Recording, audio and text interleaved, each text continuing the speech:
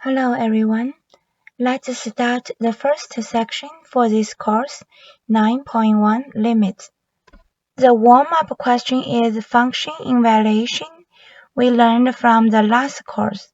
This is a given function. Find f of 3.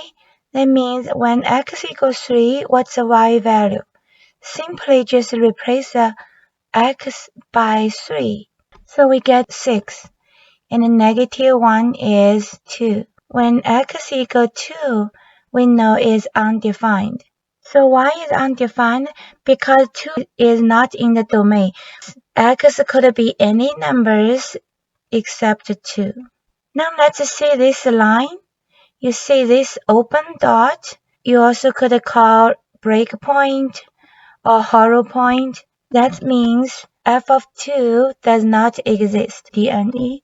We mark here this is 2, this is 5. We notice as x approaches 2 from either side, the graph approaches this breakpoint, and the values of f of x approach 5. We have the limit definition.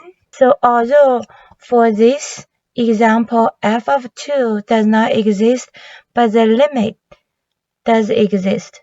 Let's read the limit of f of x as x approaches c equals L. Or you could just simply say limit f of x when x approaches c is L. By this example, even the c is not in the domain, fc does not exist, but the limit does exist. Here is an example. Use the graph of the function f of x to find the following limits. For the first row, x is 0, y is negative 0.5, so this point. And for the limit, the point at x is 0 is not a breakpoint, so the limit is the same, negative 0.5. The second row, when x is 1, y is 2. And for the limit, as x approaches 1 from either side, left or right, y is negative 1. The third row, we see x equals 2. This is a asymptote line. So the curve would not across this line. X approaches 2 from the left side, y approaches negative infinity. Approach 2 from the right side, y approaches positive infinity. So the limit does not exist, and f of 2 also does not exist, undefined. And the last one, when x is 3, there is no y because this is a breakpoint. And as x approaches 3 from either side, y equals 1. We have the definition for one-sided limits. When one or both one-sided limits fail to exist, or if the left limit does not equal the right one, then the full limit does not exist. If the graph of the function is not given, then we have two ways to calculate the limits. Use a table or use a limit properties. So this is the example. Given this function, find the limit. Here I use Excel to do the calculations. From this column, x is approaching 2 from the left side. Here is approaching 2 from the right side. So x squared plus this x minus 6 divided by x minus 2. Okay, then we could just drag it down. As x is approaching 2 from the left, y is approaching 5. Now let's see, when x is approaching 2 from the right side, equals x squared plus x minus 6 divided by x minus 2. Let's just do the auto calculation. You see, x approaching 2 from the right side, y also approaching 5. And we go back. This limit equals 5. We don't really use this way.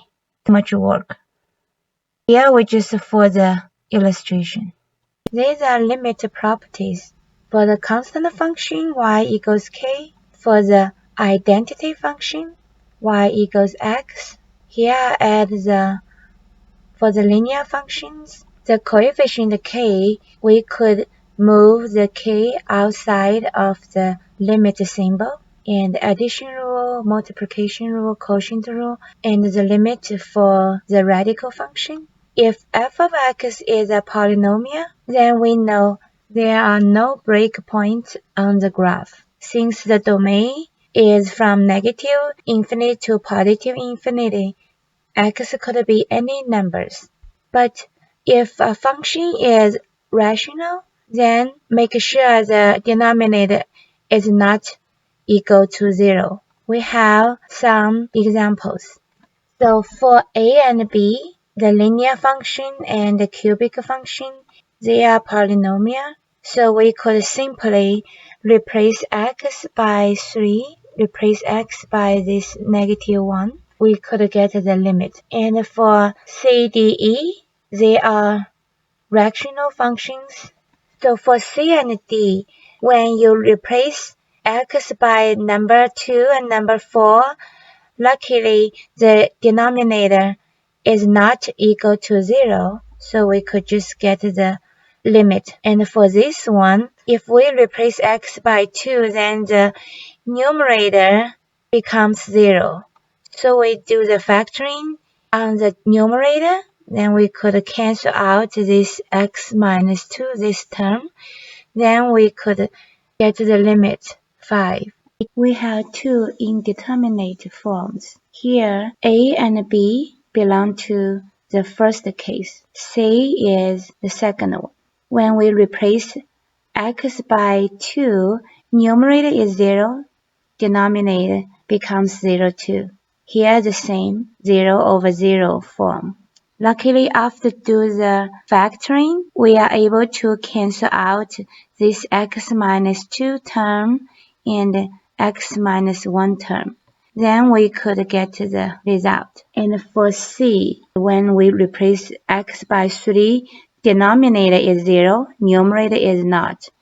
So belongs to case 2, a finite number over 0. Then this limit does not exist. Two more examples. These are piecewise functions. So the first one, when you do the left side limit and the right side limit. For the left side, x approaches 5 from the left side, we use this 7x minus 10. So 7x minus 10, 25. And the right side, we use this function x squared, 25. So the left limit equals right limit. We know this limit does exist, 25. The next one, x squared plus 1, so is 2. The right side, we use x plus 2, equals 3.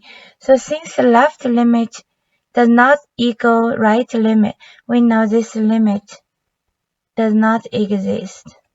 The last is the application problem.